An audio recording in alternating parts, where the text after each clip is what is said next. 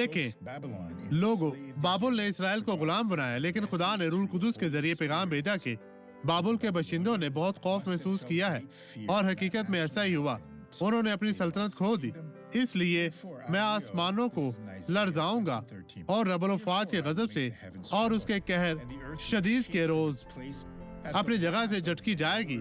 اور یہ بات آج ان جھوٹے نبیوں پر بھی لاگو ہوتی ہے جو کلام کہتے اور کلمہ سکھانے کے بجائے جھوٹ بولتے رہتے ہیں، جھوٹی کہانیاں سنا کر لوگوں کو دھوکہ دیتے ہیں، اور خدا کو کوئی نہیں پاتا اگر اس کے ذریعے نہ ہو۔ خدا کا کلام اس شخص نے خدا کو پایا۔ دیکھیں اس کے ساتھ کیا ہوا۔ میں آپ کے لیے دعا کرنے واپس آؤں گا۔ اب یہ گواہی دیکھیں اور برکت پائیں۔ میرے گھٹنے میں مصنوعی اعضاء گھٹنے ہے۔ میں پیش کی طرح۔ جی ہاں، اصل میں اور دونوں آپ میں ہے۔ کیسے چلتی تھی؟ یہ مشکل تھا۔ ہمارے دیکھنے کے لیے حال میں چلتی جائیں بہن، چلتی جائیں، ہمیں دکھائیں آپ آج یہاں کیسی آئے۔ اس طرح اپنے جسم کو سیدھا کریں اور آگے بڑھے، آگے بڑھے۔ اس طرح بڑھتی جائیں، بڑھتی جائیں۔ خداوند آپ کے ساتھ ہے۔ آگے بڑھے، اب بھاگتی ہوئی واپس آئے۔ اس طرح بھاگتی ہوئی واپس آئے۔ خداوند آپ کے ساتھ ہے۔ آپ نے شفا پائی۔ خداوند تیرا شکر، تیری تعریف ہو۔